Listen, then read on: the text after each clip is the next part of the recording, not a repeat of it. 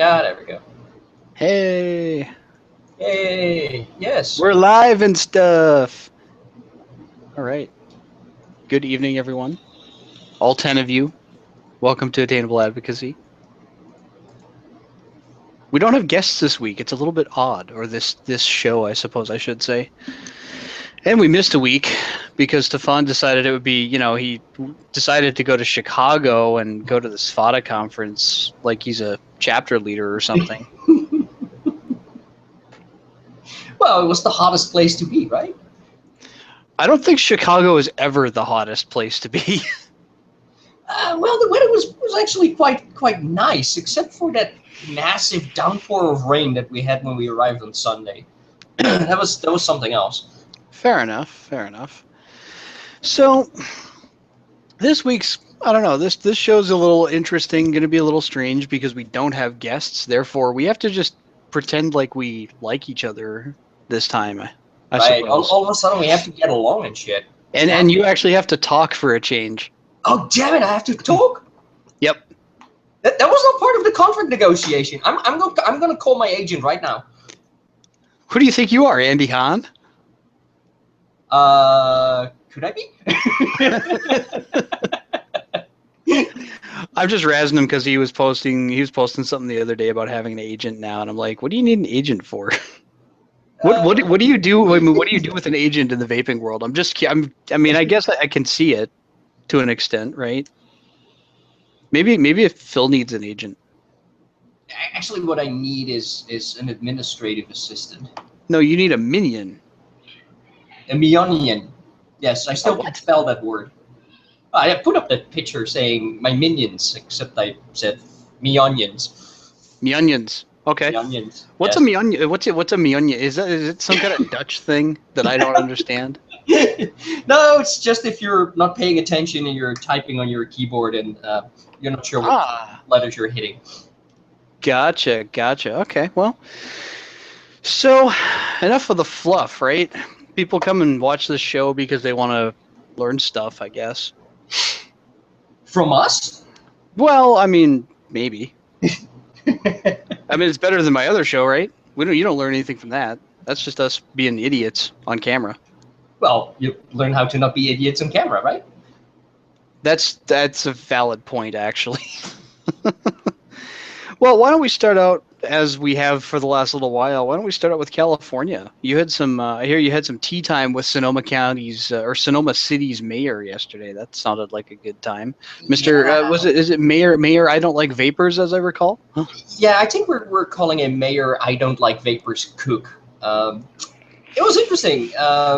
Both the NorCal SFATA co-presidents, myself and Jeff were there, and Eric from Digital 6 was there, and Carrie and Jeff, and a bunch of other people. And we hadn't quite expected just how incredibly ignorant this city council was. Can I ask why?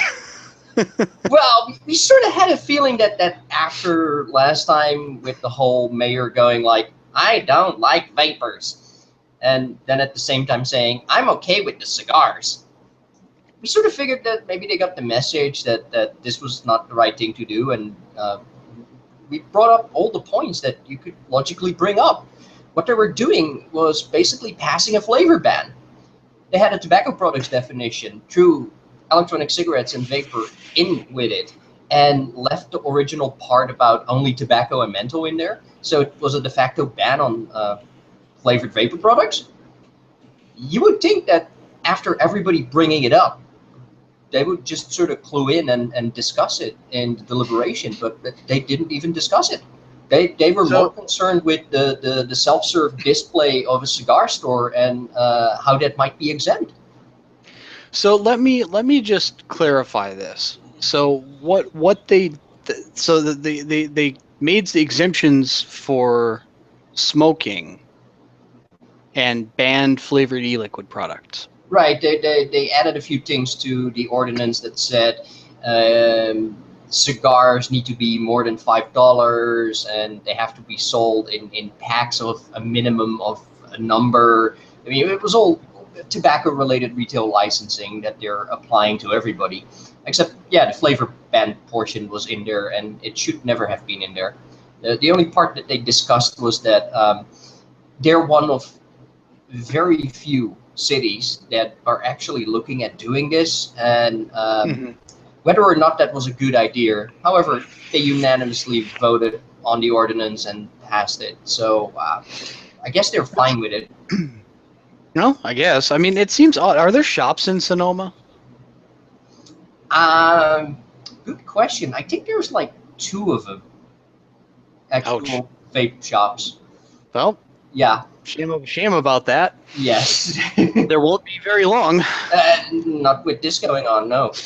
And of course, Minneapolis. Go ahead. And of course, the mayor was much more timid after my portion of my speech, in which I basically addressed him and said, "We're very concerned about the breach of protocol when last time you expressed your personal opinion instead of judging things on merit, and how that might not be a good idea if you're in a position of power as a mayor and you should be fulfilling a proper community role." He didn't at one point actually re-uttered the words, "I don't like vapors." Wow. Yeah. We had one vapor there who spoke all the way at the end, and he brought up a good point. He said, "Well, last time you didn't like vapors, and well, that was last time, this is now. I've got a question for you tonight. I would like to know, are we okay now?" And the mayor said, "I'm not going to answer the question for you tonight." So I guess he also doesn't have a sense of humor. I kind of got that impression from watching the first replay, to be honest with you. He doesn't seem like I think his funny bone is permanently broken. Right, and of course we had one of the typical opponents there who brought a whole bunch of bottles for show and tell, and every time she shows up at these meetings, her story changes. Sometimes the bottles come out of the backpack of her 15-year-old. Sometimes the bottles were confiscated at a school. It's like constantly a different story. I mean, completely trustworthy, of course, right? Oh, totally. And the best part was that I brought up that Tobacco-Free California had actually come out and said that vapor products are much safer than combustible tobacco. One of the other opponents brought it up and said, "Tobacco-Free California has never said such a thing. They have never published such a thing. I'm on their website every day. I have not seen this. It's not there. They've never done that." And we were like immediately looking at the screenshots on our phones going like, here it is, like right here. You know, my first thought about that is you're on their website every day? I'm pretty sure they don't post new content every day. I don't think these people have a life. I mean, something really odd happened. When everything was said and done, we went outside. We were quite a ways away from the door, and we were just like talking and having a vape and figuring out what to do. We're going for dinner. What's the plan here? And one of her opponents took out her phone and started videotaping us. Like, "Oh my God, it's like vapors in the wild vaping. I need to capture this on video." I'm thinking to myself, well, of course you need to capture it on video. You're making an historic document out of this, because if it's up to you people, you will never ever see people vape anywhere again. You know, I had a bit of amusement last week, I guess. St. Louis County was doing their, the thing, and the usual, public use ban, sampling ban, etc. And it probably wasn't going to go well for us anyway, because Duluth, Minnesota is in St. Louis County. It's the largest city in the county, and also one of the first cities in Minnesota to do anything with regard to regulating e-cigarettes. And the public health folks, if you live in Minnesota, better known as Clearway and American Lung Association Minnesota, they have this little program called Lethal Lure, which kind of smells like still blowing smoke, if you ask me. Mm-hmm. In fact, they did a presentation at the Capitol a couple of weeks ago, and I saw a couple of screenshots of that, and they're using still blowing smoke stuff here, which was kind of interesting. But I'm lazy, and I'm not going to screen share this. So they posted this. They said, "Who are you going to believe?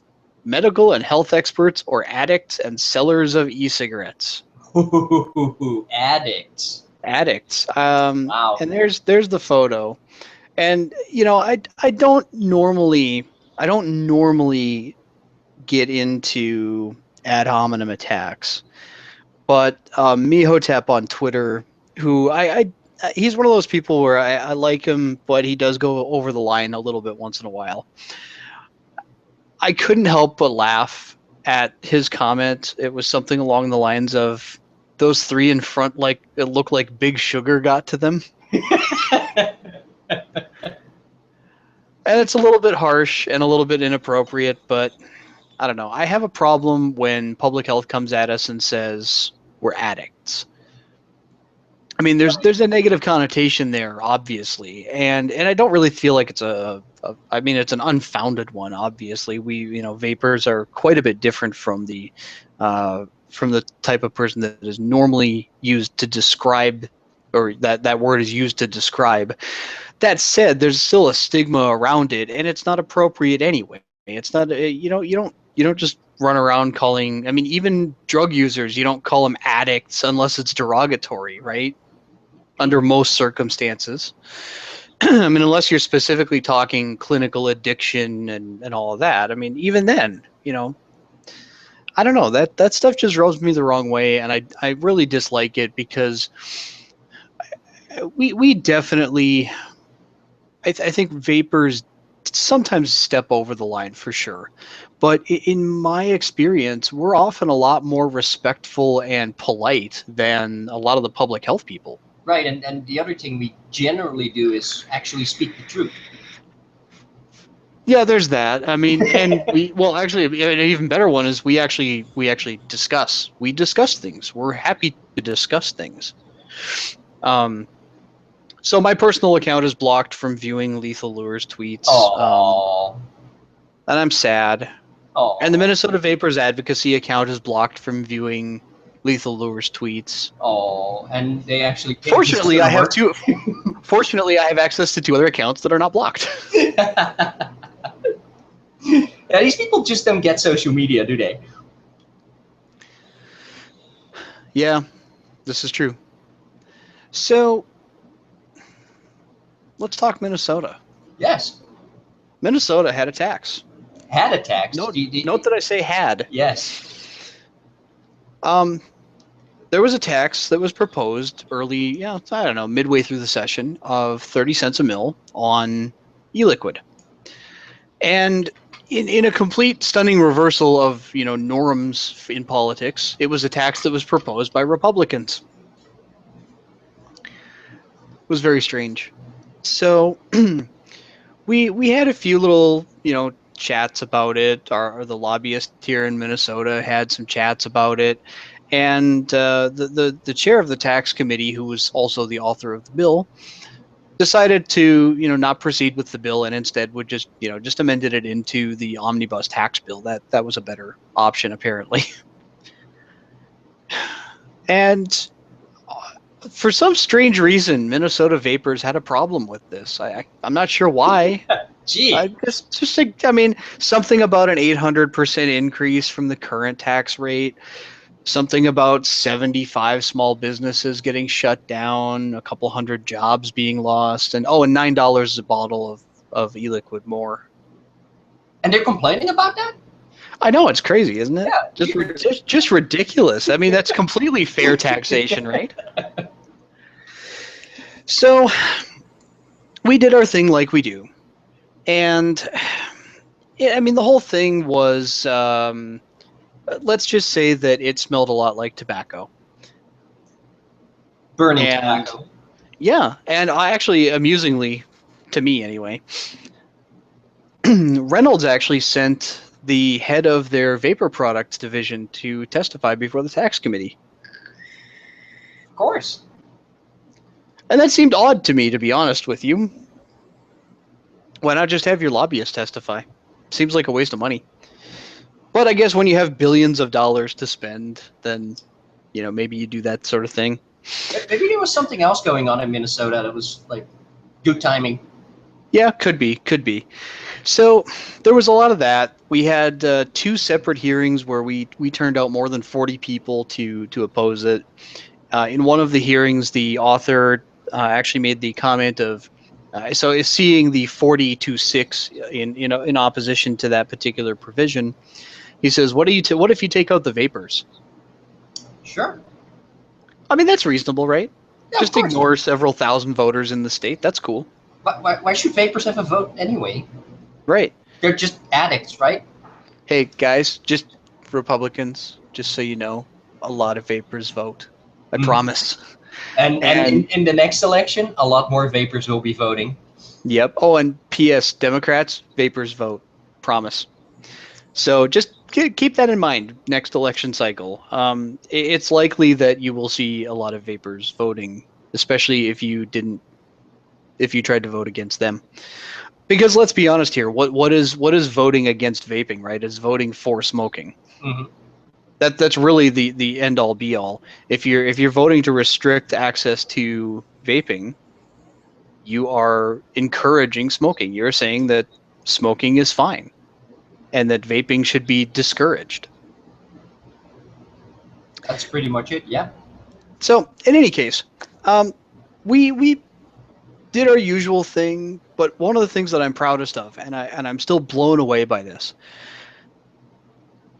CASA has their email system, and they issued their calls to action, and Minnesota Vapers Advocacy worked closely with Julie and Alex Clark to get that stuff done. I'm not going to say that I can't say for certain that it was the best response ever, but I am reasonably certain that it was one of the largest responses to CASA calls to action so far at the state level. We actually managed to send more than 1,200 emails in the space of about 2.5 weeks. 1,200 emails is 300 or so more than 1,200 is a number that's about 300 more than CASA's Minnesota membership was when we started. Mm-hmm. The info that I got from Julie was that it was somewhere in the realm of 40% as a response rate to the calls to action. That's insane. High. That's insane. Yep. I mean, because you and I have talked about this offline, right? And it's the normal response rate is something in the range of maybe 10-15% on the high end. Yep. And we got 40%, guys. That's a huge, big deal. I mean, 1,200 emails. We had one legislator in committee said that she had received more email on this topic during this session than on any other topic. On vaping. That's what she got the most email about. I bet she's going to keep that in mind when it's time to vote. I would say that that's probably a safe assumption. But at the end of the day, it really seemed like there was only one person who wanted to push this, and that was the author, Greg Davids, who's a Republican. And it was really weird because even House leadership didn't seem like, from the information that I got, even House leadership didn't seem like they were super on board with it. And of course, we did the Twitter thing, and we did the testifying thing, and we did the email thing. And a lot of those avenues of approach were talking about how that particular representative, and specifically calling out that he's a Republican, was attacking Minnesota small business and was trying to kill jobs and raise taxes. And I mean, to me, it was kind of stunning how many avenues of attack they left open for us. It wasn't a sideways little minor thing. I mean, it was just a straight up 30 cents a mil, huge, massive new tax. And it was astounding to me that was even, I guess, I don't know, maybe allowed to go through by party leadership. I understand doing political favors, right? I mean, I get it. Sure. And I understand proposing legislation that you don't expect to pass in order to get some concessions somewhere else. Sure. I get that too. It's politics. Right. But man, I mean, 30 cents a mil, that would have made us the highest in the country. Yep. And we're already the highest in the country if you look at percentage on wholesale. Mm-hmm. And as part of all of this, we did a little bit of a strategic move as well. So obviously, Stefan and I are, we are not blowing smoke, along with our mystery lady partner. And we decided to make a set of images and blast that around all on Twitter.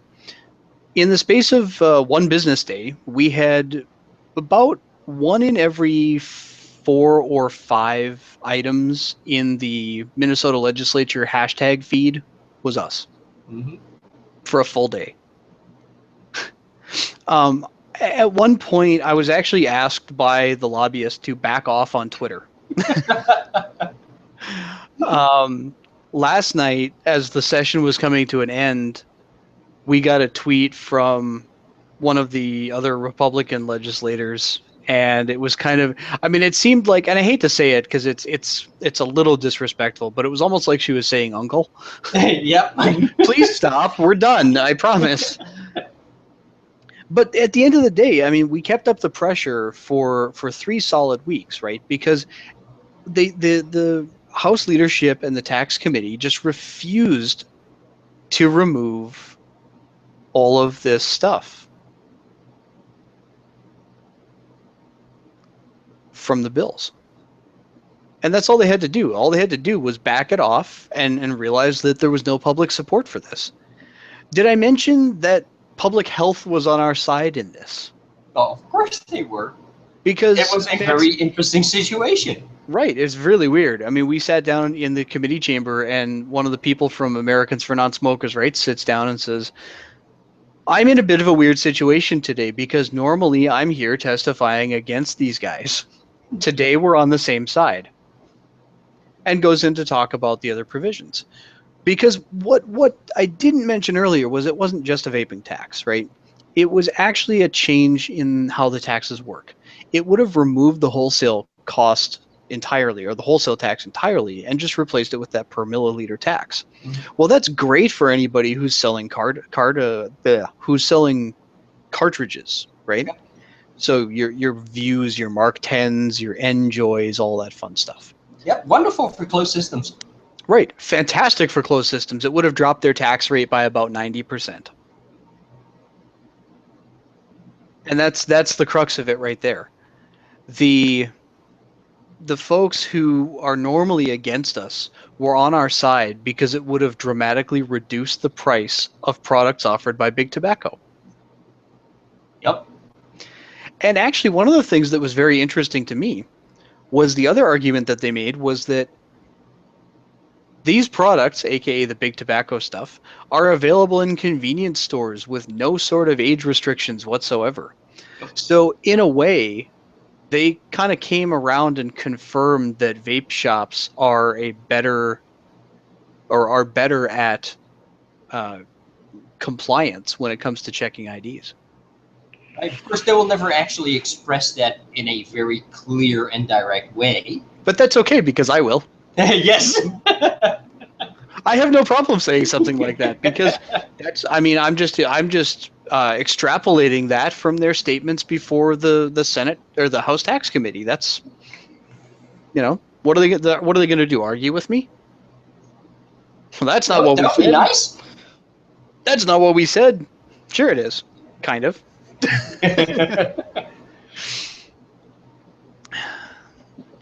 So in the end, what it came down to is that we just had a massive outpouring of community support. We had hundreds of people, send emails. We had probably dozens of people make phone calls.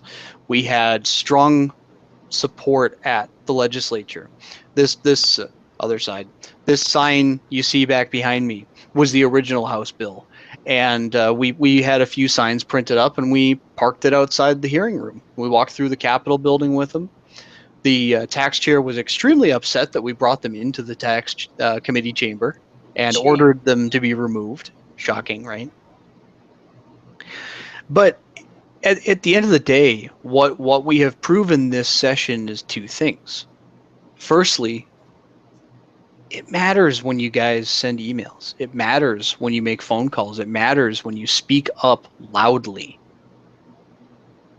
That's what changes things, or at least that's what helps to change things. Lobbyists are important, right? But lobbyists are not the end all be all. You cannot win a battle with only a lobbyist. You have to have the community behind you. And in Minnesota, we are very, very fortunate. We have a very strong vendor organization that's paying for the lobbyist. We have a very strong vendor organization that supports the community. We have, I think now they are up to a little more than 60 businesses that are part of the vendor organization, which is huge. I think we are I think we're the second largest besides California. And Possibly Texas. I think Texas is bordering near 100. The SFATA chapter over here. So maybe third largest. But if you look at demographics and population, right? Minnesota is potentially the third largest vendor organization in the entire country. Yep. We're bigger than, or we're behind California. We're behind Texas. We might be behind. I don't know how many. What does Tennessee have these days? I know they've got a good number of shops though, don't they? In theirs, 30, 40, something like that. I mean, it's a solid number for sure. I don't know off the top of my head. I just don't remember the exact, but they definitely have a lot of support from the community too. I mean, it helps that. Okay, Michael Nance says TSFA has almost 70, so okay. we're behind Tennessee, I guess, but that makes sense. TSFA has been around a bit longer than the IVRM. But I mean, these are all like really strong states, but not necessarily states that you would expect to have a really strong presence. I would expect, for instance, Washington to just be huge. Yeah, it's not. Right, and that's odd to me. I mean, it's still developing, and I think in a lot of ways we're maybe a little bit late to the party with trade organizations. I think the other important aspect is Minnesota has a very strong consumer organization as well as a vendor organization, which in a lot of states it is mostly only a vendor association. Right, and I think that's something that I don't necessarily know that there's good sides and downsides to that, right? On the good side, if you have a consumer organization at all, you can say all kinds of crap that the vendor associations can't say. You can sit and make health claims all day long, and there's nothing anybody can do about it. You can walk right in front of the frickin' governor and say, "Hey, these products are safer than cigarettes," and there's nothing they can do because you're just expressing your First Amendment right. Yep. I believe that these products are safer than cigarettes, and I do. And science mostly believes that too. Yes. Consumer organizations don't exist in all states, right? I mean, this is something that's kind of a unique situation for the most part in Minnesota. I'm not going to say it's completely unique because there are other states that have consumer organizations. But the amount of community involvement that we've been able to attain here is amazing. And we haven't really done a lot of work to make that happen. I hate to pull in like Minnesota nice, but that's kind of what it is. We have our differences and we have people in the community that we like better than others. But at the end of the day, when it comes down to it and all the chips are on the table, we come together and we do what we need to do. And I'm proud to be part of that community. I can't even put into words how proud I am to be part of that community. Minnesota is just so strong in terms of vaping. And I hate to say it, but it's a good thing because Minnesota has also been one of the places that other states look to for legislation. Minnesota was the first state to pass a public use smoking ban. They tried to pass a public use vaping ban. We killed that. Yep. They tried to pass a tax. We killed that. Well, I'm sorry. They tried to pass a different tax. They snuck in back in 2010 and put a wholesale tax in there before anybody knew about anything. But so far as big state battles, we're like 1.5 for 2. And I say 0.5 because we avoided a full public use ban last year, but we made some concessions and just kind of backed off, which was, things in state-owned buildings and hospitals and daycare centers, and healthcare facilities in general, which I can't argue with any of that really. Well, you can't argue with vaping or smoking bans on state-owned property because just as everybody has the right to decide over their own property, or should have the right, because that's not the case in all states, the city should have the right to decide on their property. It's only fair. And that's the tricky part, is that in order to do that, they have to make it a law. They can't just put up signs that say, no smoking. Right. Well, let me rephrase. They could, but they wouldn't be able to do anything useful to enforce it. Right. By the way, question from chat. How does the Minnesota consumer, how does the MNVA work with CASA on their local advocacy issues? I'm going to be completely honest and say that in a lot of cases, we just sort of know that each other exists. At state level, CASA has definitely been very, very helpful, and I think that we've had a good bit of interaction. A lot of that has been my just talking with Julie Wassner or Alex Clark, helping out with calls to action and giving them kind of the skinny on what's going on and what needs to happen. By the same token, CASA has told us in a couple of cases they've got the notification before we did of local action. So municipal stuff is a little bit funny because it's so hard to track, and that's realistically, it's hard to track everywhere. You can't keep a really good bead on local legislation without having all your shops engaged and happening to be in a city that's doing it. Mm-hmm. Sometimes you don't hear about these things until 3 days before the hearing. If you're lucky. We've had a couple where we've had a week's notice. We've had a couple where we've had 24 hours. Yep. So it's difficult with that, and this is not a slam against CASA in any way. It's just the nature of things. You can only get so much notice on some of these things, and there's only so much that anyone can do. CASA definitely has resources available, and they're definitely willing to help when it's needed. But kind of like everybody else, if they don't get notification, they don't know it's out there, they can't do anything about it. And if they get 24 hours notice, to be blunt, it's not worth their effort necessarily to put a big blast out there. It can be. I'm not saying that they shouldn't or that we shouldn't ask them to. But one of the other things that we've started to do is building a contact list through Minnesota Vapers Advocacy to be a little more in touch with the consumers. This is probably something that should have been worked on last year, and there was reasons behind not doing it and concerns of privacy and all of that stuff. After the way that it's gone the last 8-9 months, we finally bit the bullet and said, look, we've got to do this because we need to be able to target calls to action to some extent. We need to be able to communicate in a more effective way than a Facebook group. Because at the end of the day, Facebook is good for getting a message out to a lot of people, but not when it's very time sensitive. And also, as long as they know to go look for it. Yes. I can post 20 things to the Minnesota Vapers Advocacy Facebook group, but it's a crapshoot as to whether or not that's going to come up in someone's feed. I guess the trick is you should use a blue font, a white font, and some yellow. Throw an asterisk in there, make it a square picture, and pump that out, because that sort of seems to work.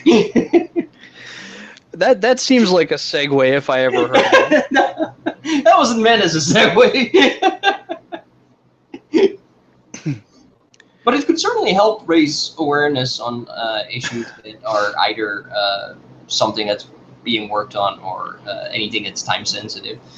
You know what? I got a message in chat here that I'm going to pull out because we're going to save this and we are going to do a show on this, I think. I like this idea a lot. FlySub says, I'm in Missouri, a state where we haven't had many battles for our vaping rights yet. Yet. I think it would be wonderful if you guys did a show centered on building a local organization to prepare for battle. And that's Sounds good. something Sounds that, like Stefan, you've got a lot of experience with, so that works out great. yes. And Fly Subs, just so you're aware, you guys do have a definitely an established organization there. You have St. Louis Brave, which is I think more. I don't know. Is I don't know. AG is not in here, I suppose, but maybe you know this a little bit better. Are they intended to be statewide?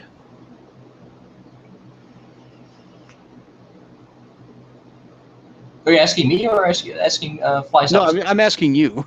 Oh, hey, I actually don't have that much information on Brave. I mean, I know AJ, of course, and I see a lot of Brave posts going on, but I'm not entirely aware of their structure and intentions, goals. But so okay. Well, with that said, though, I mean, having a playbook or some kind of like, how do we go about this? That's a great idea for a show. And honestly, that would we could cover the basics in an hour, but it would take a lot more than that Yeah. to really dig into it. But I think that's a great idea. I mean, whether it's a SFATA chapter or just your own thing or a smoke-free association, whatever it is, every state needs one of these things.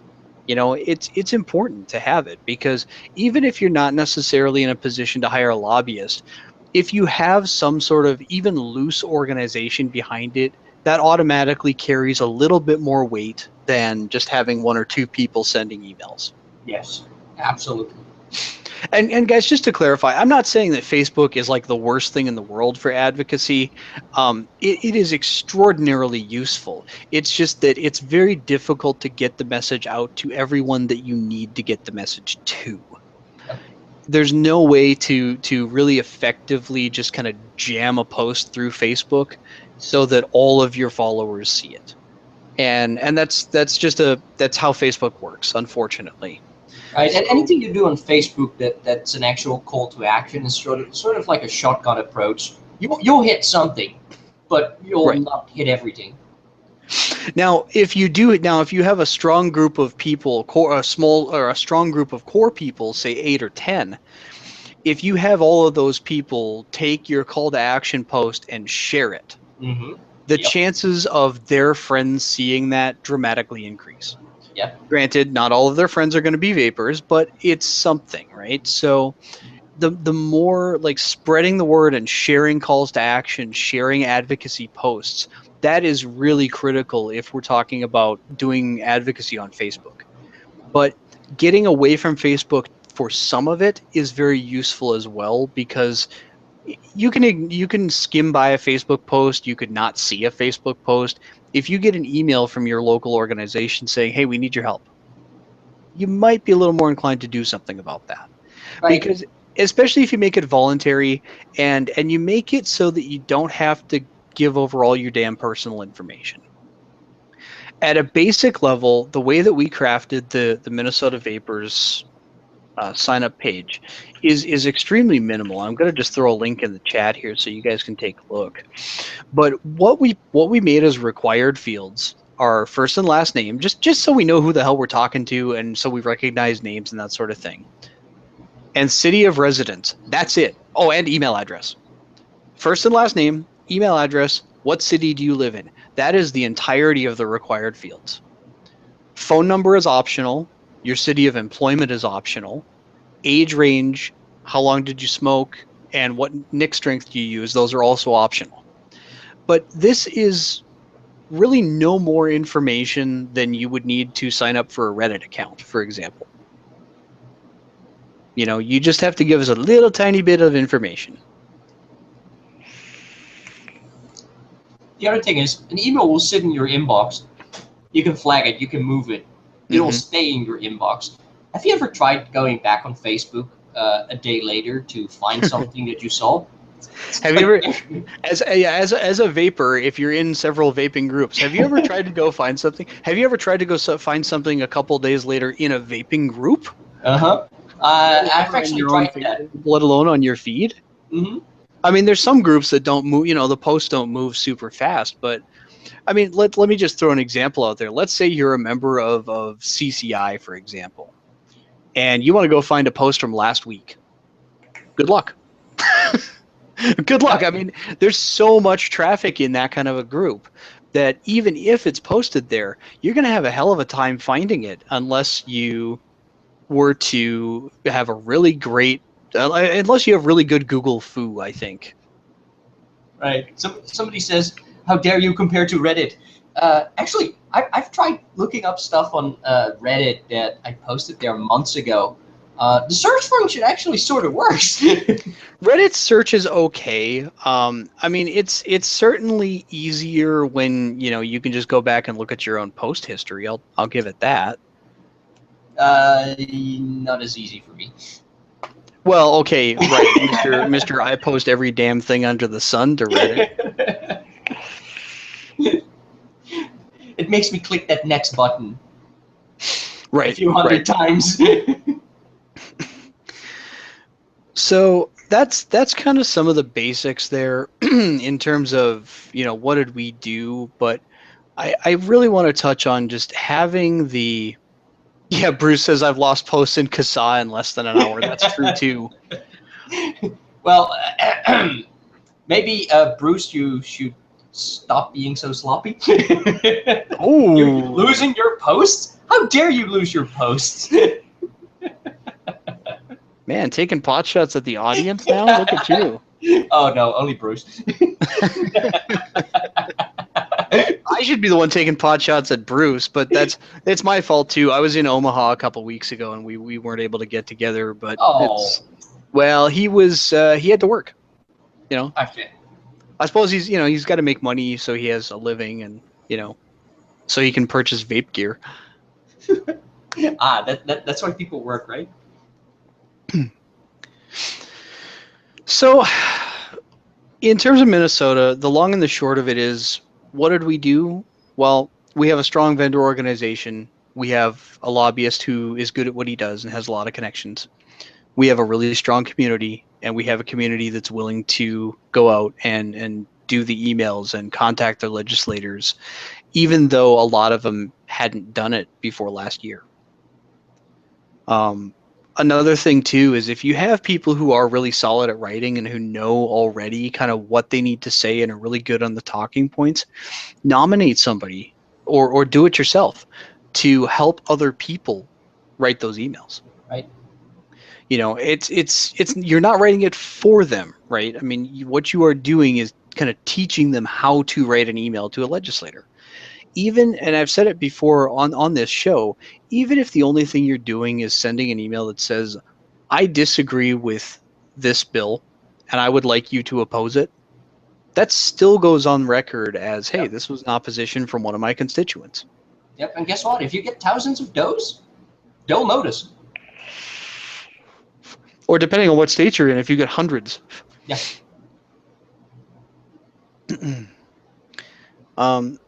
And that's not to say that I'm kind of looking at chat again.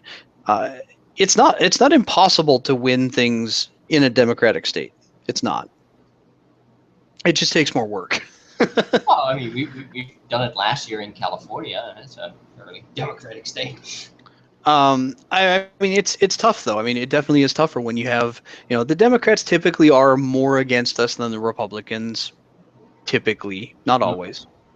Look at Indiana, for example, right? It's a lot of Republicans down there that. How do you have 50 co-authors on a bill? Somebody must have been pulling massive strings there.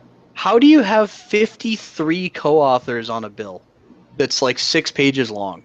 I would like an answer to that. I want somebody to tell me that. And I want somebody in the Indiana legislature to tell me that. Like, tell me how that's not an abuse of the process of legislating. 53 co-authors on a 6-page bill that more or less turns Indiana into a desert of vaping. Yep.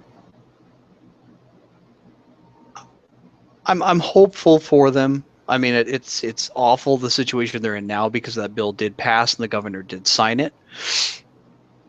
I'm hopeful that their lawsuit is successful, or at least one of the lawsuits is successful, because I think there's 2 now, if I'm not mistaken. Yeah, 2 that I'm aware of. So I'm hopeful for that. New York got shot down on theirs, but I think they're appealing. I think the original plan was during the fundraiser that they were including a portion of the funds because they expected that they might have to appeal. Right. I don't know. I guess we'll see what happens with it, but this is the growing pains of an industry, right? I mean, this is going to happen, and it's almost certainly going to happen at the federal level too. Mm-hmm. I think we can assume that there's going to be some sort of legal challenge, no matter what FDA puts out. Yep. I look at it like net neutrality, right? No matter what happened, somebody was going to sue the FCC.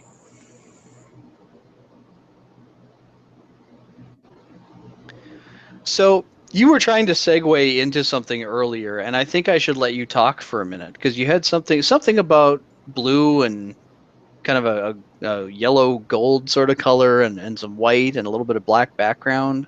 Yeah, apparently they're like really popular colors in vaping these days. I don't understand it. It's like basic colors, basic color pattern. I've been using them for not blowing smoke images for quite a while. The color pattern is just like really amazing. It resonates. I think it's the blue though, because the white is sort of like fairly regular, and the yellow is just sort of like a good solid yellow. But I think it's the blue that makes the difference. Oh, okay. So put hang on, I'll put the hex code in the chat. Yeah, put the hex. Just in case anybody wants to use the proper blue and the proper yellow. No, seriously though, let's talk because we haven't really so much on this show. Let's talk about not blowing smoke because I think that there's things that are probably. I mean, I'm sure by now there's got to be some misconceptions or even just people wondering what the hell is all this crap anyway. Well, the real question is, what is it? We're in the process of actually defining it. Wouldn't you agree that it's part of the process because it was never intended to be anything more than what it was intended to be, which was just a little counter campaign? Right. Well, let's start with that. I mean, we've got a little bit of time left. Let's start with that. What was it supposed to do? What was it for? What was not blowing smoke started on? The original intention was simply to hijack the traffic and cause enough confusion to get the visitors to visit not blowing smoke instead of visiting still blowing smoke. And by doing so, provide them with a completely different set of information that's a lot more science-based, not ideology-based, and actually educate people. So what you're saying ultimately is trying to get more truthiness out there. Yeah, more truthiness. A good layer of truthiness. I just wanted to hear you say that in your accent. Oh, you're still studying too. Yeah, okay. And yeah, reverse propaganda absolutely is exactly what it started out as. And that was the original goal. Just for a recap, what that is, it was originally Still Blowing Smoke as a campaign that was started and funded and paid for by the California Department of Health. I mean, the California taxpayers. Yep. California Department of Health put in, I believe it was $7 million, I think. Yep. This is taxpayer money, right? So it's more than $7 million to put together this campaign that is very anti-vaping. And it's a lot of the usual stuff, right? I mean, it's your, they're marketing to kids and they're, getting everybody hooked on nicotine and their flavors and blah, blah, blah, blah, blah.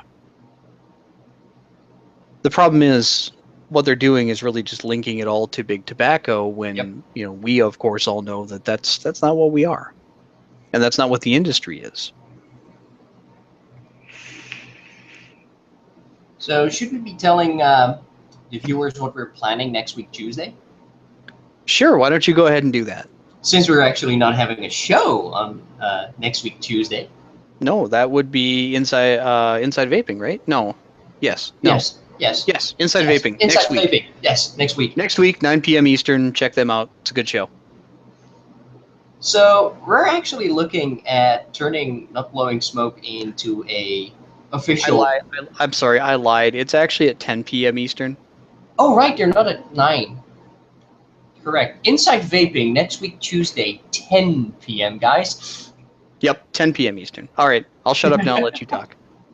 So what we're looking at is turning Not Blowing Smoke into a proper 501c3 nonprofit organization. And instead of just setting a goal on continuing on what we did, we've listened to all the requests out there from people saying, can you bring it to my state? Can you bring it to my country? Could we use this? Can we get a page? Can we get a message? Could you help us craft our message? Like literally the amount of questions from people. I still have a few hundred emails sitting here. Sorry people. It's just like impossible to get to. But a 501c3 nonprofit organization that intends to scale Not Blowing Smoke national and international. So we would be partly an advocacy organization, partly a PR organization, partly also an educational organization, because we've also teamed up with the mystery lady who did the Truth About Vaping videos, like the MSA video and the nicotine video. And between Jason, her, and myself, we're looking at creating an organization that is going to attempt to do what nobody has done before, and that is create actual full-time professional paying jobs in advocacy. And the chat channel falls silent. Well, or you know, there's that whole like 45-second delay that could have something to do with it too. That might be it. So it's not the first time that anybody's had this idea, though. Oh no, the idea is nothing new. I mean, other industry leaders have been saying it for quite a while. It is really hard to do these things on volunteer time, relying on other volunteers, and not actually being able to be on top of things constantly. Right. And I mean, I know for myself, I've had definitely some issues where, you know, the job gets in the way of the advocacy. And, you know, anytime you're doing 100% volunteer or like 90% volunteer, there are always things that just cannot be done because you don't have enough resources. You don't have enough people or time or whatever to do it. And part of the goal here is to make that time. It's to create those jobs that will have people available to assist whoever needs it. Yep. Whether that's SFATA, whether that's a smoke-free association, whether it's CASA, whether it's AVA, whoever it is that needs, hey, I need like 10 hours of work done over here and I just don't have anybody to do it. Okay, let's talk about that and we'll see what we can do. Right, and the other great thing is we get to provide stores with material that they can put on their screens, that they can print. We could even provide them with print material. Because one of the things Not Blowing Smoke has actually created is a massive following and a lot of attention. Mm-hmm. And even several weeks after the initial launch, of course, the traffic sort of jumps down, but I'm seeing a seesaw pattern. Like literally every 2 days, there's another spike. And more traffic, and then it dies down, and another spike. So based on being able to reach a lot more people, and actually including a lot of people who were never interested in advocacy or really never cared about it, they're all part of it. They're helping share things. They're helping put the word out. They're participating a whole lot more. So I won't be as arrogant and say we're creating a movement. But I think we do have the spark where I think the potential is there. Yeah. The potential is there for sure. And one of the things that blew my mind, and this is, you know, right after the launch day, you know, the first time through, what absolutely blew my mind was Instagram. Mm-hmm. Now, I'm not a big Instagram guy. I mean, I have it for taste buddies, but I don't really use it other than to just kind of look at stuff. And nearly all of it is vaping stuff. And nearly all of it is usually mods, hand checks, Yep. vaping, builds, new stuff, whatever. For 24 hours, really more like 48, the only thing I saw on Instagram was that. And I'm not talking about small accounts, right? I'm not talking about just, 3 or 4 or 5 people sharing it. I'm talking local vape, Cali vapors, vape porn, all these places that you normally get that other content from. Everybody was focused on advocacy for one day. And it was really cool. It was really Yes. exciting. It was very exciting to see that, to see people getting excited about advocacy and getting involved, even if all they were doing was sharing a couple images or boosting that signal. But it was something that reached an audience that traditionally we don't have as much pull over as advocates. We struggle with there's 2 areas that I think we struggle with in advocacy. And the first one is the average vapor. Yep.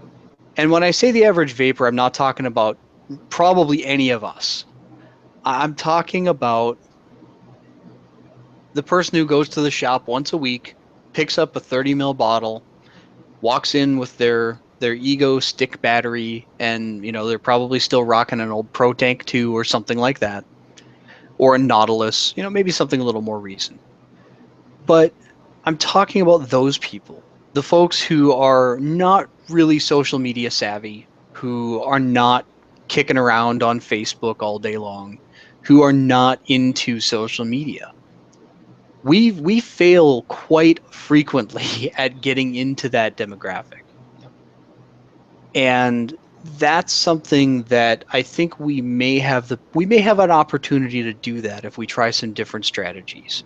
I've seen this strategy work. I've heard it from others, and I was over at Tasty Vapor in their lounge at one point some weeks ago, and Jeff was running the Truth About Vaping videos and slides from NOTBlowingSmoke, and the amount of conversation and discussion going on with the average vapors who were just sitting there, hanging out, buying their stuff, seeing it, and actually sparking up conversation about it and learning about things and learning about the MSA.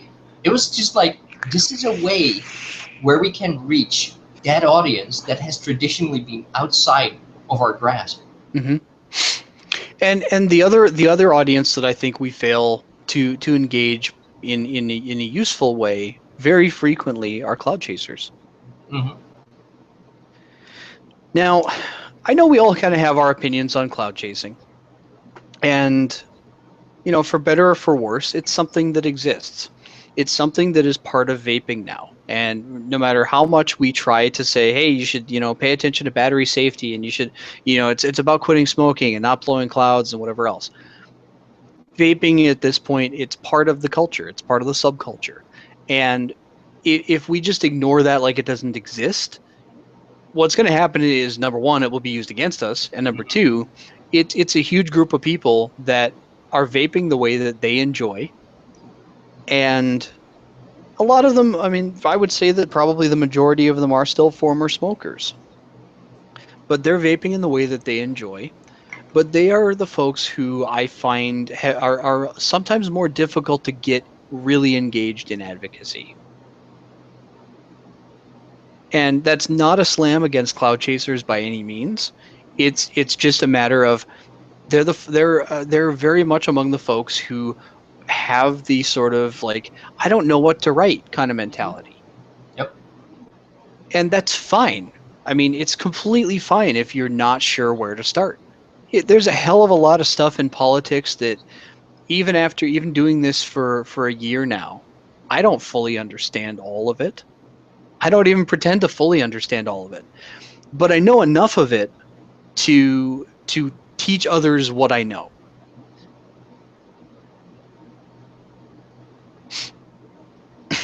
Sorry, I'm just peeking at chat here. Peeking at chat. I saw something about getting people registered to vote. That is always going to be a worthwhile endeavor, especially in the vaping segment. It is absolutely something that we can and should do.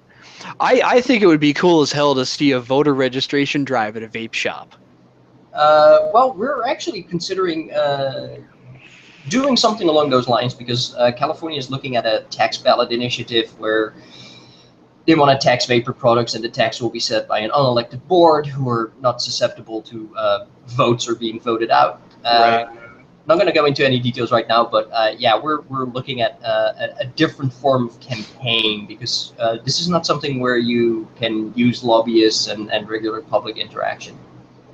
And Not Blowing Smoke will be a huge proponent in that. And Eric Beal just made a really great comment, and it's something I meant to bring up earlier as far as things that have worked here in Minnesota. He says, have a laptop out on the tasting bar while they're tasting and they're registering.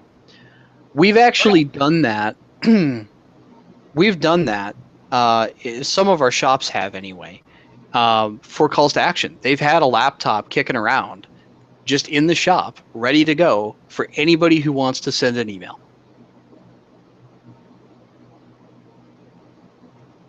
Right. Yeah, voting is one of those really important things because you just can't get an appointment with legislators if they notice that you're not registered to vote or if you haven't voted in a long time. And the thing is that the only way we can derail this tax thing in California is to get enough vapors to vote no on it next year.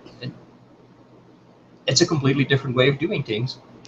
And I think that the part where Not Blowing Smoke can be instrumental is the short, simple, clear messaging. My cat is taking over for me. Oh, look at that. Sam says hi. All right, now sit down and behave yourself, will you? Or are you just going to do circles on my lap? So that brings us to another portion. As part of our plan to grow this into... I'm working Chris's side of the street. Oh my god.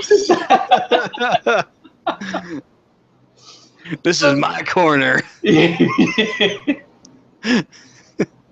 So as part of scaling all this and getting this done, we're launching a fundraiser on Tuesday. And the goal is to get enough operating costs to file for the paperwork, have bylaws created, provide a mechanism for transparency, all the basic, let's be honest, boring stuff that really needs to be done. But one of the more interesting things is that in July we're going to be in Reno, aren't we? We are. We are actually going to, the entire Not Blowing Smoke team, the three of us, are actually going to all be at VaporCon West. Yes. And that is thanks to the extreme generosity of Nick Green. Nick actually, you guys probably know him better as Grim. Nick is one of the people who organizes VaporCon West. And he actually very graciously offered us table space at the convention, which is super cool. Which is amazing. And you know what? I couldn't think of a better place and a better event to launch Not Blowing Smoke in its physical form than VaporCon West. Of course, this left us with a little bit of a question. We don't have any boot material. We actually don't have any material yet. So we accelerated our plans and decided to throw some money out of pocket into it and make sure that we're going to be there in a very recognizable, professional way. Yep, because honestly, hell, I wouldn't expect anybody to take us seriously if we weren't being professional about it. Right. So yeah, anybody who can come out to Reno July 10th and 11th, we'll be there. We'll be talking to people and we'll be having material. I believe we'll also be having Not Blowing Smoke t-shirts. In theory, yes. Yes. Still working on it. That is the plan. Yep. No sleep till Reno, yes. No sleep till Reno. Beastie Boys going on. You know what? No sleep till Reno. That's still a little ways off. I'm gonna have to More like no sleep. I think, Chris, it's more likely to be no sleep in Reno. Oh my God! Talk to Chris about how much sleep we got in Chicago. I mean, holy crap! 2.5 hours on the Sunday that I arrived, 3.5 hours the day after that, and on the last night I didn't actually really manage to sleep at all, other than like maybe an hour when I just dozed off because I got back so late that I had to pack up and head for a cab and take my flight back pretty much an hour later. So yeah, that was a grueling no sleep experience. I'm actually it's honestly I'm just as much looking forward to all of this though, because this is kind of funny. It may sound a little bit funny. I've got a YouTube channel. I've got Attainable Advocacy. I do advocacy. I'm a vapor. Obviously, I like having fun. I like getting around and talking to other people. I've never been to a real like solid, well put together vaping event. And the other thing that's kind of neat is it'll actually be the first time that Stefan and I meet in person. Yes. After all this time.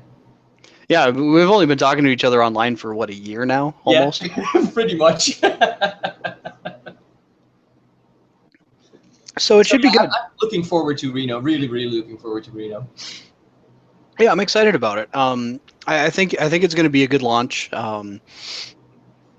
I mean, it would be amazing if we could get in, get into ECC or something like that. But I don't know if that's going to be in the cards, simply because ECZ is kind of like the event.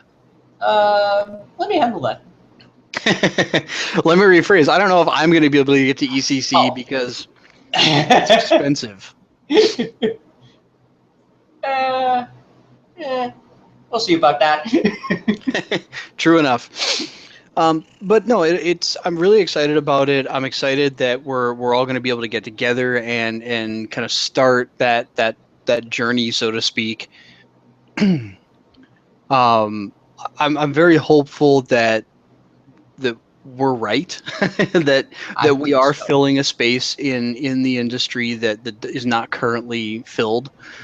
But really, at the end of the day, it's we're not trying to take over anyone else's. We're not. It's like the last Attainable Advocacy show. Don't touch my stuff, right?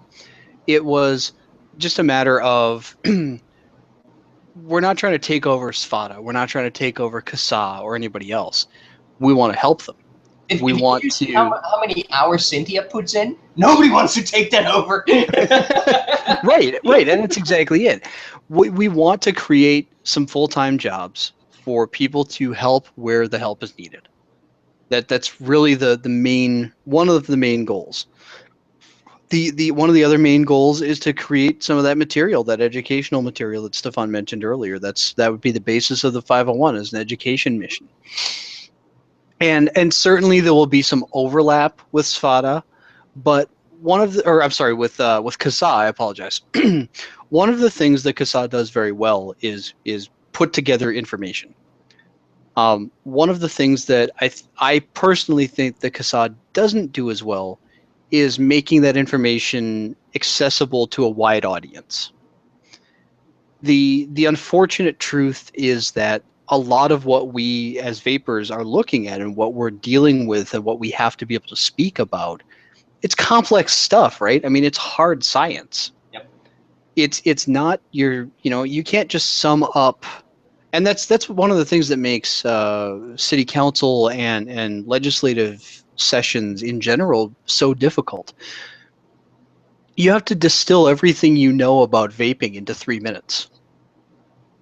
It's very difficult, even for us seasoned, I wouldn't say professionals, but for those of us with a lot of experience, it's with a lot of quote unquote free time on our hands. Yes. No, but really, I mean, that's the hardest. I can tell you right now, that for me is the hardest thing.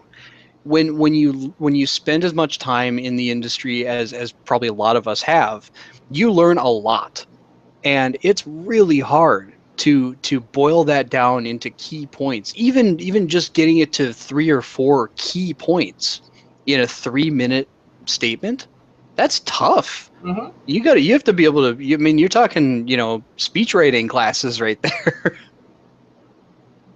It's not an easy thing. And I honestly don't begrudge anyone who's not comfortable talking in front of a city council, or who's not comfortable talking in front of their state legislature. I don't have any complaint about somebody who's not comfortable doing it. I hated public speaking. I literally hated it. Wasn't anxious about it or anything of that sort, but I always hated public speaking. But at some point, somebody's got to do things, and you know what? You actually keep doing it for a while, it actually turns into something that's sort of fun to do. Yeah. Well, it's especially fun when you have some experience and you sign up lower down the list. Mm-hmm. Because then if you can pull it off, that's some of the most fun I've ever had, because you get to call the body part people on their crap. Yep. When they're talking about, nicotine is dangerous. Really? The FDA doesn't seem to think so. Right. They just changed the classification in 2014. You can use NRT as long as you feel is necessary. Mm-hmm. Now, that's also because Big Pharma is making a lot of money off it. Well, of course it is. But and you've got the differences between inhalation and absorption, whatever else. But when you have a pulmonologist coming out and saying inhaled nicotine is dangerous, and then 20 minutes later you stand up and say, I'm a little confused by Dr. What's-His-Face's comments, because there is a product made by Nicorette that is a nicotine inhaler, and it's FDA approved. It actually has more ingredients than my e-liquid does. Mm-hmm. One of those ingredients is, by the way, hydrochloric acid. It's funny. I just don't feel compelled to feel like that is the safer product.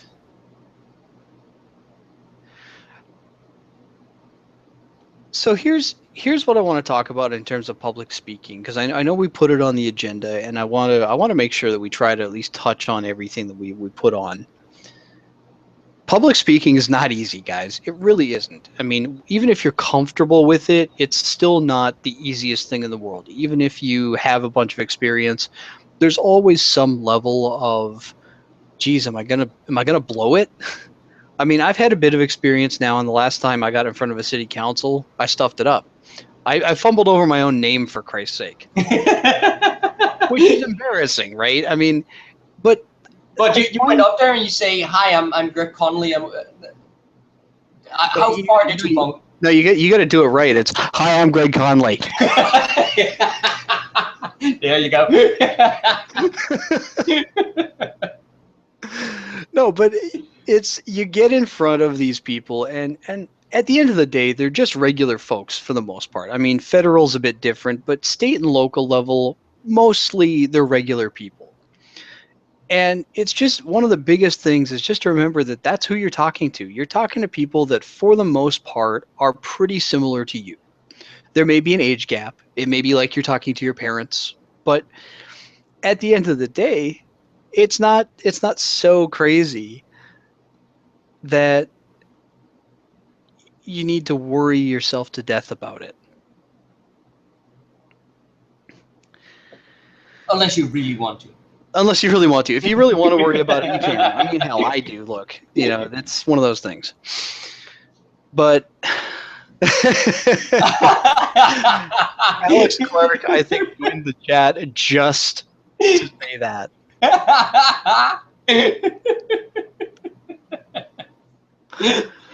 And articulated well. Yes. I'm sorry. I'm distracted because chat's really funny right now. What was I talking about? Public speaking. Hey, look at that. So like I said earlier, one of the hardest things is just distilling your thoughts down into 2 to 3 minutes. personally, I find more often than not, especially for city councils, not so much for state level, I had a prepared statement for that, but for city councils, I often just write myself down a few key points because I can kind of navigate through and touch on points that other people have made. But for a lot of people, one of the things that is extraordinarily helpful in public speaking is honestly just write yourself a script. Yep.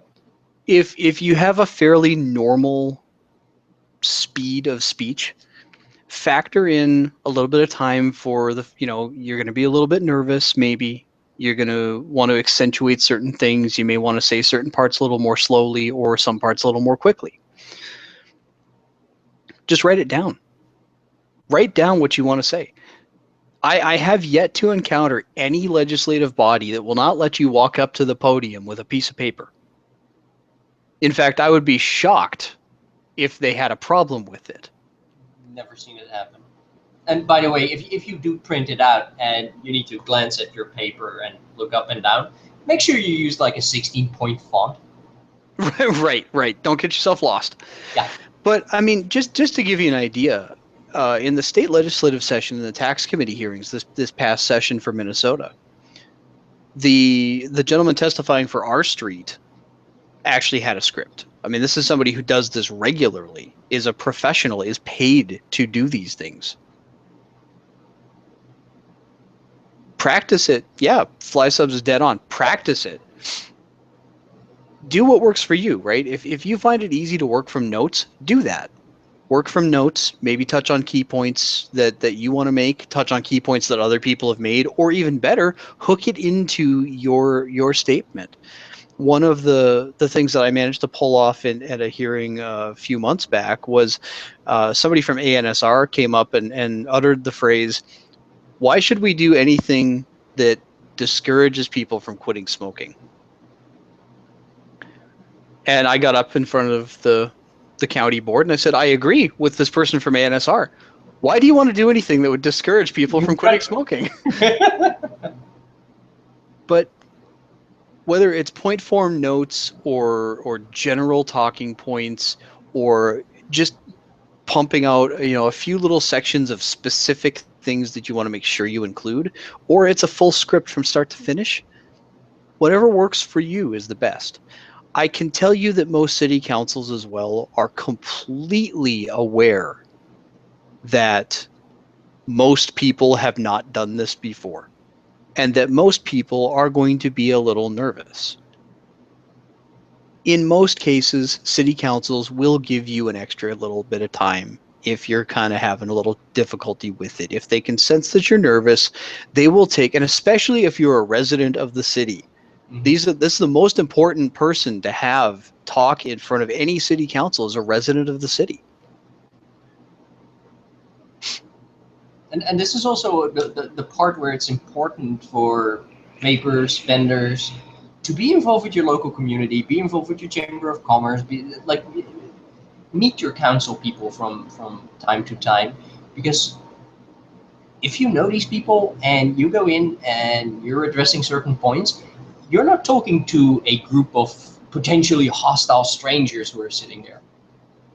It makes things easier. Right. Absolutely.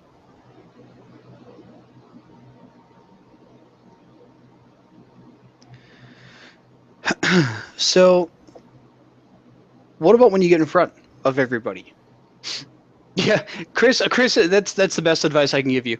If you're nervous, pretend you're Gregory Connolly. Or Conley, I'm sorry. If I'm nervous, I usually pretend I'm Chris Hughes. Pretend that you're gearing up for the NCAA championship and you want to watch some pregame tapes. Go find some video of Gregory Conley and watch his stuff. And then just make sure that as you're closing out your statement, that you shoot them all with the laser beams from your eyes. And give him the frumpy look. Yeah, give him the like, what are you talking about? Somebody in chat says, pretend they're all naked. Hey. Sorry, there are certain council no, can't go there. Literally, that's a really, really bad idea. Either you're gonna die laughing, or you're just gonna, yeah, no.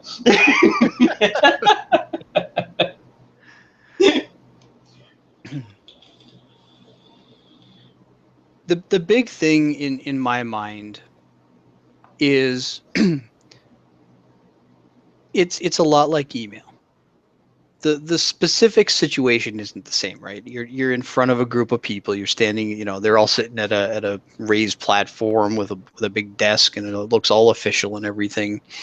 And you know, you're you're a rhesus monkey at the podium, kind of flailing around to find the banana.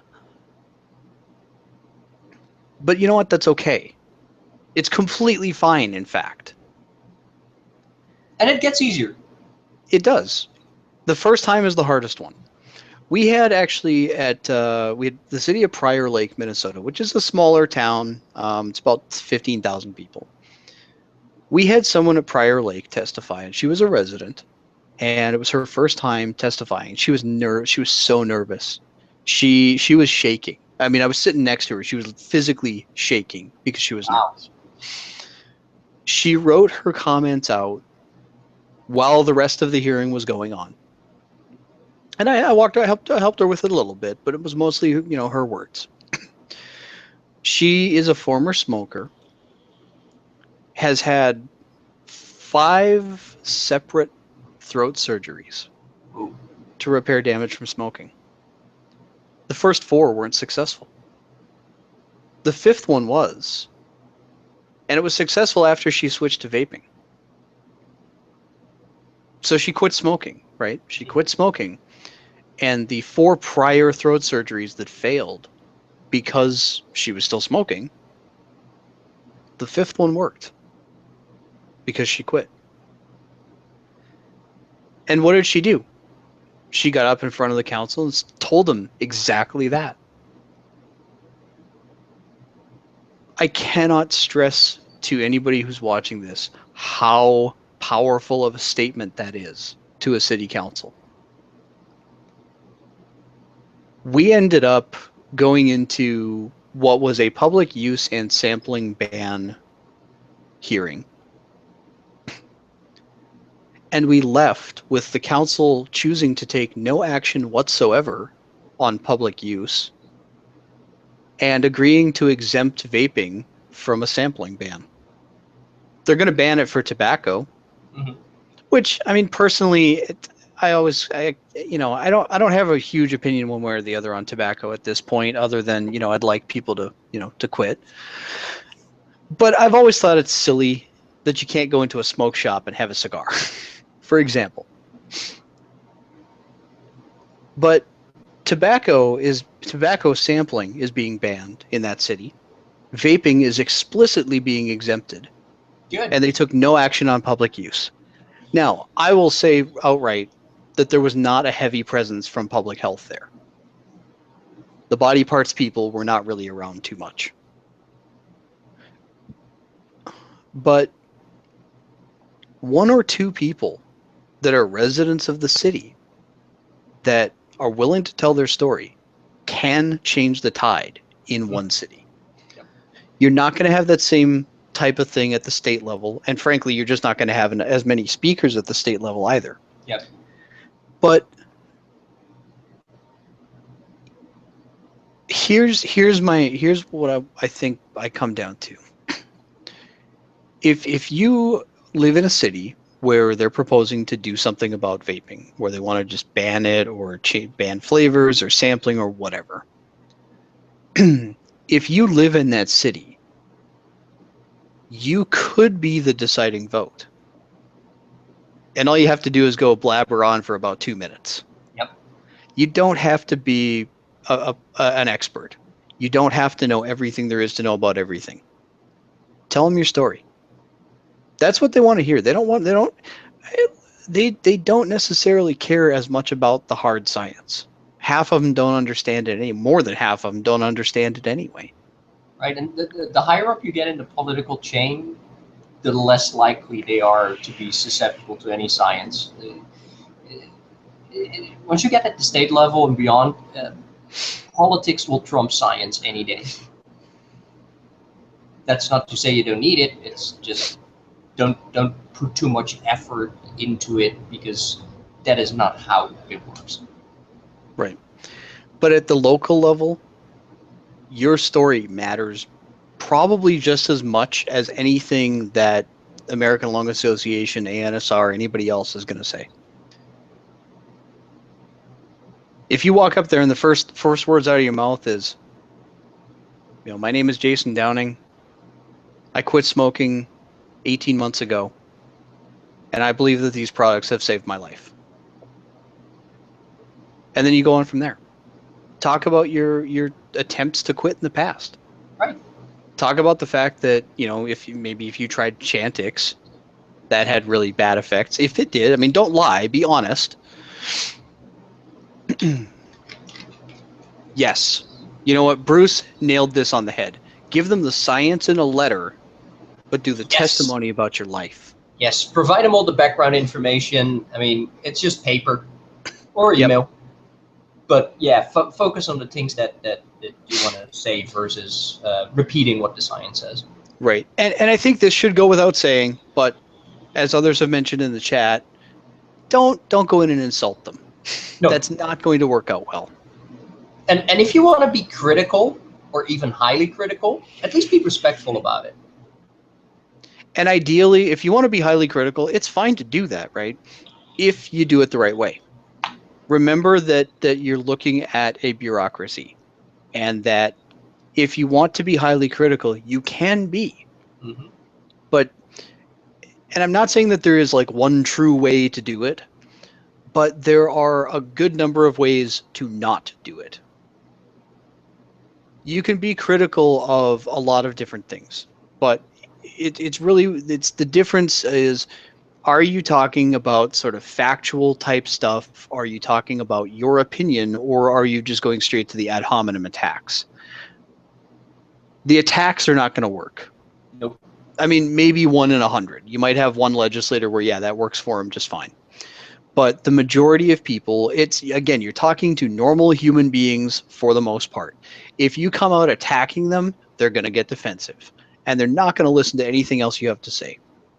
If the words out of your mouth when you stand up in front of a city council are, you guys are a bunch of jackasses who want people to keep smoking,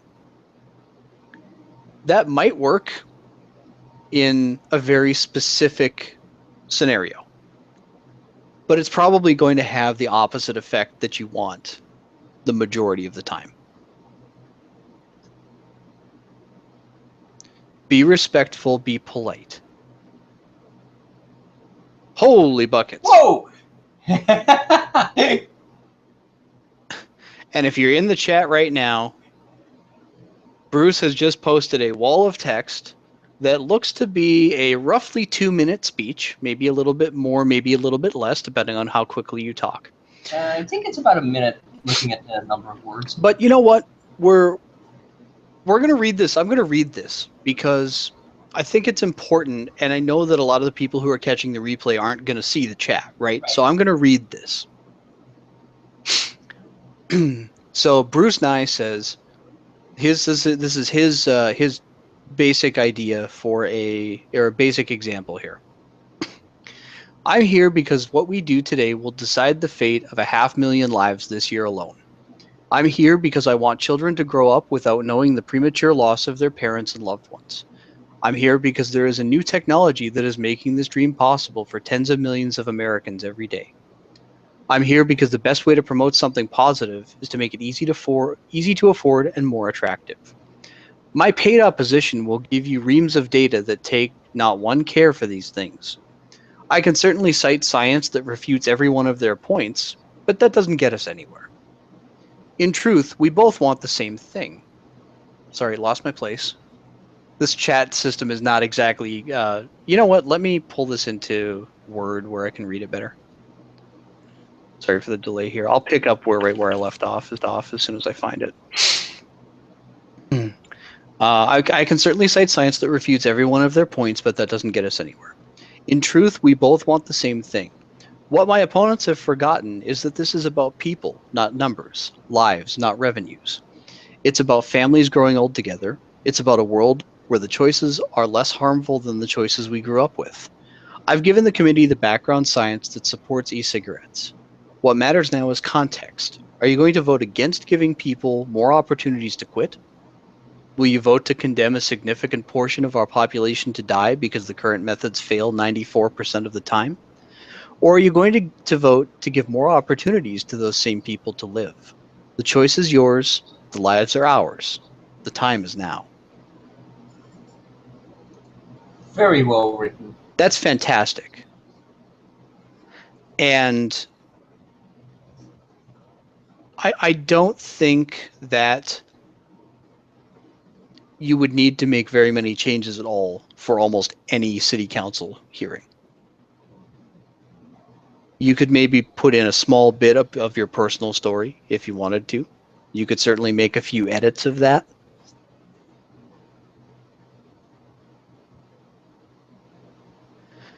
But that type of statement is very, very powerful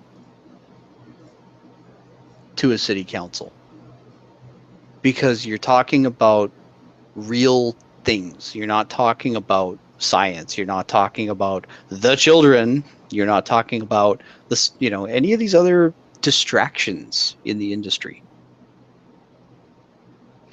And that's really what a lot of it is. It's obfuscation and distraction that we're fighting. The core issue is, are these less harmful than cigarettes? Do they offer a method for current smokers to quit? That's what it boils down to.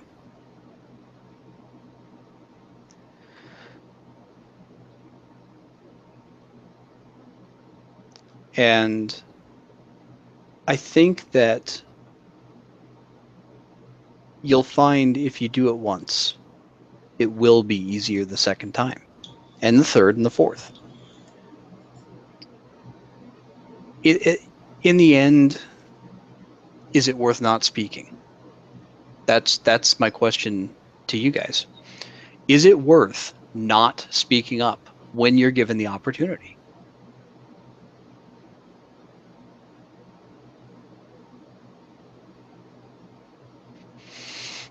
Say something.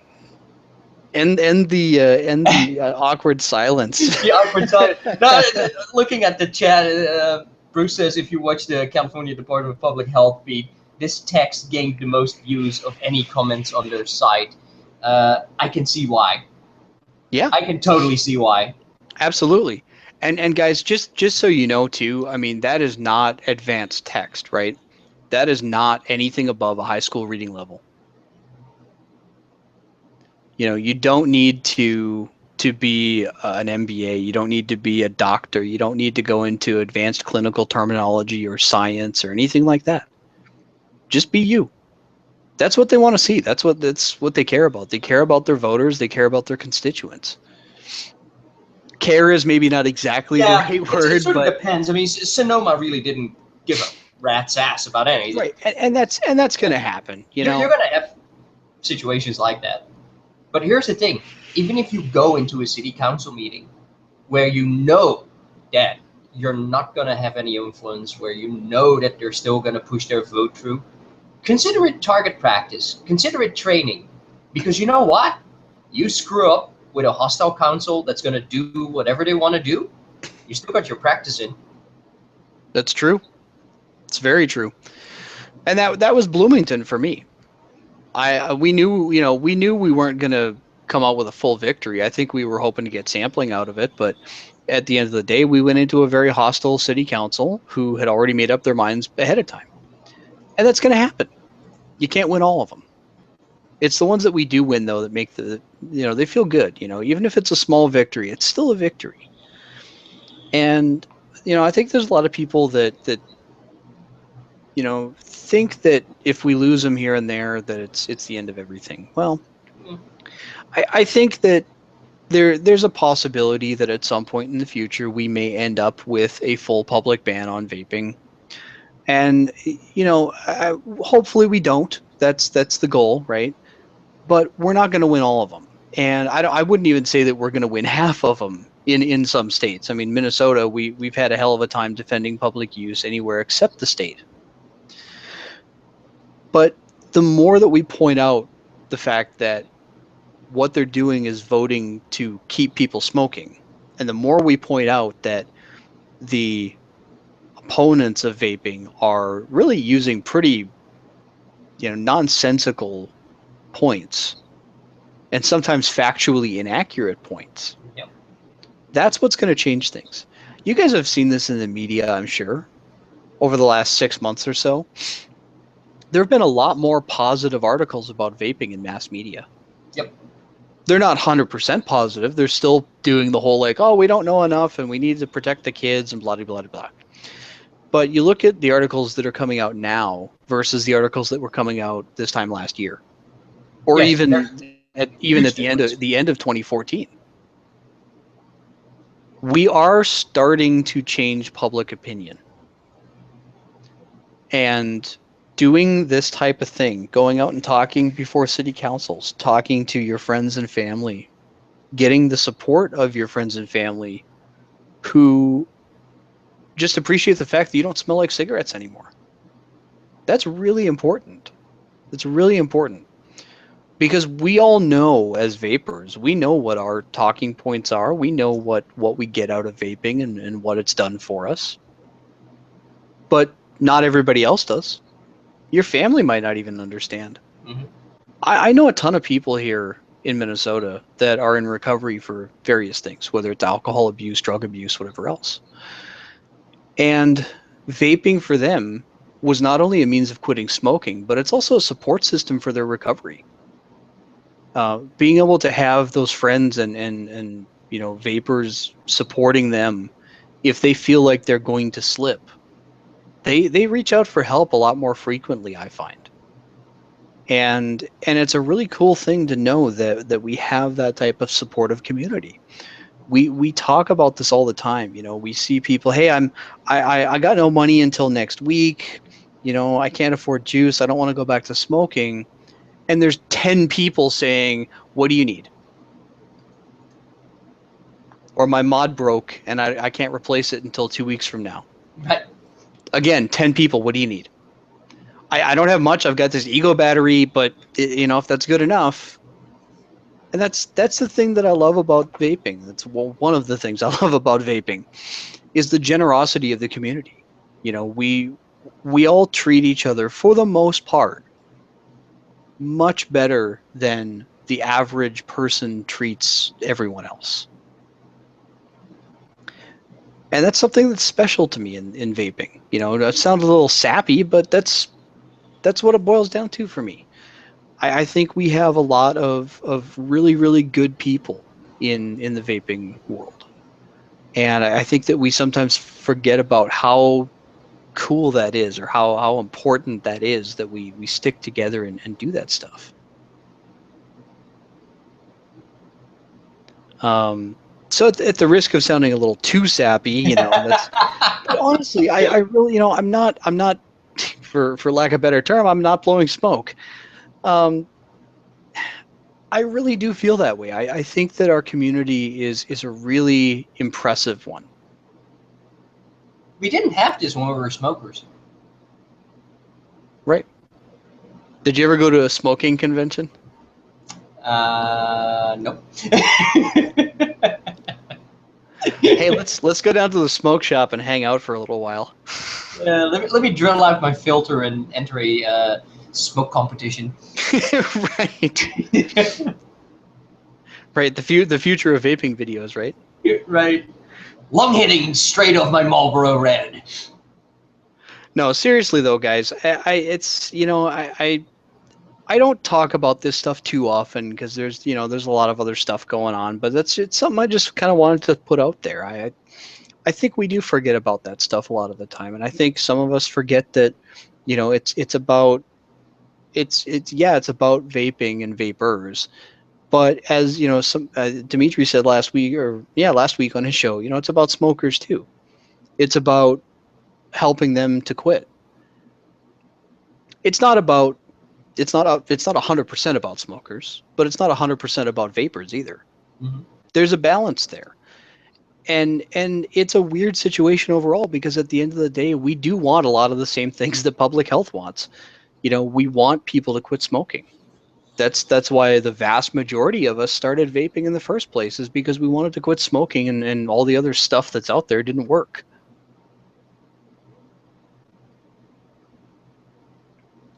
So I don't know. It's kind of like a weird, like, uplifting but down note to end the show on. But I mean, that's just kind of where I'm at with it. I think the community is one of the best things about vaping, and it always has been for me. And yeah, Bruce puts it a little more succinctly. It's about having an option that's less harmful. Right. You get away with saying anything. Well, I mean, I could say whatever I want because it's our show, right? But no, I just it's one of those random little things. I just, maybe I'm a little sappy because of everything yesterday and the all the support that we got in Minnesota over the last month or so. But it's important to me. I mean, vaping is important to me, and that's why I'm why I try to be an advocate, why I try to do these things, why I spend a lot of my downtime, quote unquote, doing them. So, what else have we got? Any other questions from the peanut gallery out there? I'm seeing something about a Marlboro mod. That might be trademark infringement. Oh, which reminds me, I have to absolutely show this. Uh-oh. Remember last time we had the episode "Don't Touch My Stuff," and it was all about trademark infringement and copyright infringement, and there was a constant reference to what if you made the Stefan atomizer? Oh, God. Hey, gotta show it, right? So Eric Beal, who's in chat right there, actually did it and created the Stefan atomizer, and it's got my picture Good on it. Lord. That's just that thing's fucking ridiculous. That's actually the first like really good image I've seen of it, and that thing is ridiculous. So, Eric, well done for being a complete and total smartass. And guess what, guys? I don't know you, but I appreciate you. We are not taking pre-orders at this time. In fact, it will not be on sale. Good. Because Stefan, I love you, man, but I don't know that I want to see your face every time I vape. Do you want it that close to your mouth? Like, really? Yeah. I am going to leave that one alone. Yeah. Guys, thank you so much for joining us tonight. I appreciate it a lot. I know it's a little bit smaller crowd tonight, but the chat was really great. You guys have been very, very wonderful with talking about good stuff, and it's been a really good conversation this evening.